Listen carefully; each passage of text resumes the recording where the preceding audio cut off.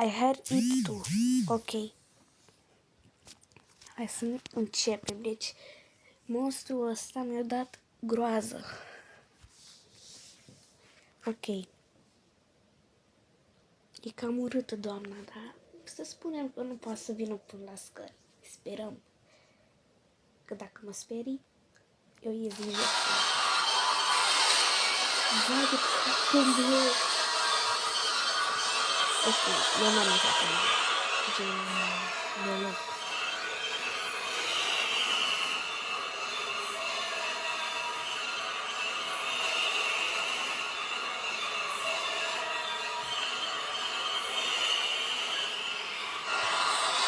Capul meu.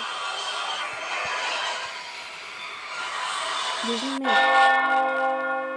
Vai de capul meu că s-a terminat, că nu mai știam ce să fac. Ok, skip, că nu am chef. Dau un pic mai încet. Că se aude aiurea și nu-mi place. Mă enervez. Dacă să știm sincer, Sara poate să vină și până la scări. Gen, până la scări.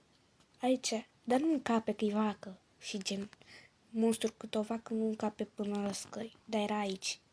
Deci acolo era. Eu nu mă duc. Deci mi-e frică. Da, și lui morul ăsta e frică. Să fim sinceri, cam femeia asta e cam violentă. Deci, știi vorba aia, câinele e ok, dar nevasta e agresivă. La fel și ca asta. Oare să mă duc sau să nu mă duc? Ala bala putucala cine mi fra banana. Nu mă duc. Hihihi. Hai să ne uităm la asta. Ce scrie? Dacă eram cu verișorul meu, o să fac un videoclip cu verișorul meu când o să ne jucăm jocul ăsta și când ne jucăm o să râdem de ea, că acum singură nu prea am ce face. Și din păcate, na.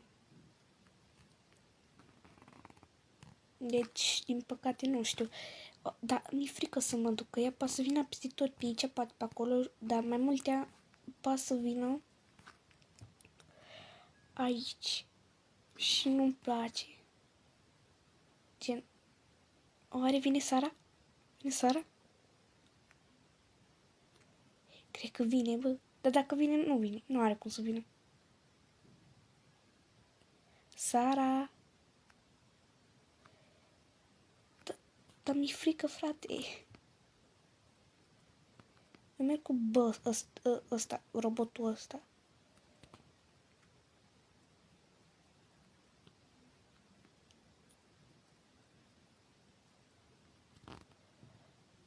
Mi-e frică.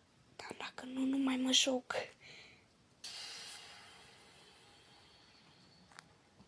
Nu mai pot, mă cac pe mine.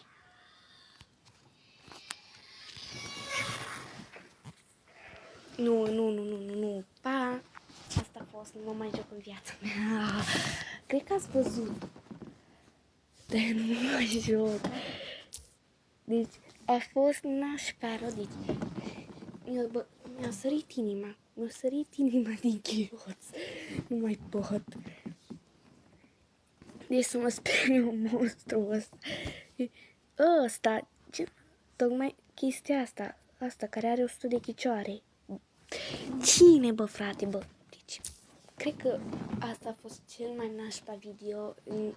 Deci pe mine, poate pe voi nu vă sperii dacă vă jucați în realitate. Deci pe mine mă sperie, chiar și dacă sunt mare. Deci, I had it too, îi dau 10. Dar asta nu a fost o poveste inspirată de oameni, a fost nimic real și doar a fost chestii false care nu sunt adevărate, dar se spune într-un fel. În alt video o să explicăm povestea lui la joc, gen acestui joc.